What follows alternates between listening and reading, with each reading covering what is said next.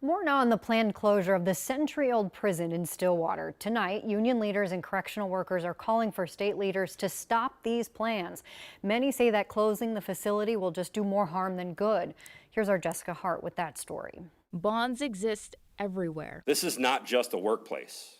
It's a community. and disrupting any community can have a cascading effect. Stillwater is a way of life, not just to the officers, but to the offenders as well. The decision to close the Stillwater Corrections Facility is having a chilling effect. It creates chaos across the entire corrections system, and it tells every frontline worker in this state that they are expendable. Bart Anderson represents AFSCME union members inside the prison. The proposed state budget agreement that includes the closure of Stillwater Correctional Facility is not only short-sighted, it's downright dangerous. This is not how you treat people who dedicated their lives to public service. Dan Gorman has been a corrections officer at Stillwater for 20 years and doesn't believe safety inside the prison is compromised. I would like to know who is saying that because they're not the ones that are working there. Thursday, Department of Corrections Commissioner Paul Schnell said the facility is unsustainable. The facility has a staggering deferred maintenance need and an outdated design that cannot meet modern standards for security and safety.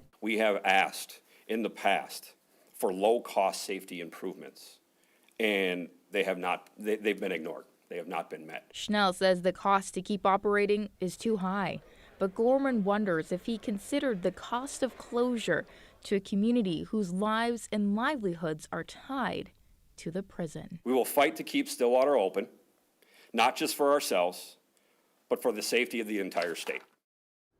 Schnell said yesterday there's capacity to move prisoners to other facilities, but today union leaders were skeptical of that statement. They say they believe moving everyone out will lead to overcrowding. Union leaders have no idea how many people will be placed in another facility or for staff members just lose their job entirely. It's a pretty complicated story and one I know you'll keep us updated on, Jess. Thank you.